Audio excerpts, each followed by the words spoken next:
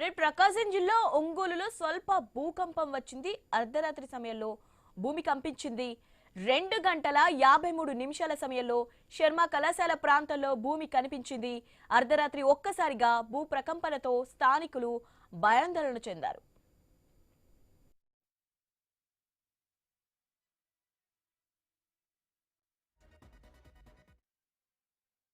రాత్రి 2:52 జస్ట్ లేచి బయటకు వచ్చాము.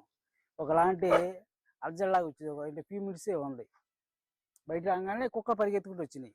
కుక్కలు అటు అటు ఇటు వచ్చినాయి కుక్కలు. భయపడ్డా మేము అందరం. మా ఇంట్లో మా మా మా మిస్సెస్ ప్లస్ నేను అందరం బయటకు వచ్చాము. పాప నిద్రపోతుంది. జామున 2 గంటల 53 నిమిషాలు పెద్ద సౌండ్తో భూకంపంలా వచ్చింది. ఎందుకంటే మేము కరెక్ట్గా నిద్రపోతున్నాం.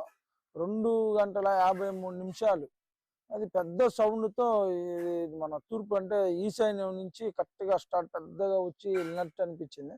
వెంటనే ఆ సౌండ్కి అంటే గుండె కూడా జల్లుమంది అనమాట. లేచి వెంటనే పక్కన సెల్ ఫోన్ ఉంటే పట్టుకునే లోపు మా అమ్మ వచ్చి భూకంపం వచ్చింది వాళ్ళకి ఫోన్ చేయని చెప్పింది మా అక్క వాళ్ళకి.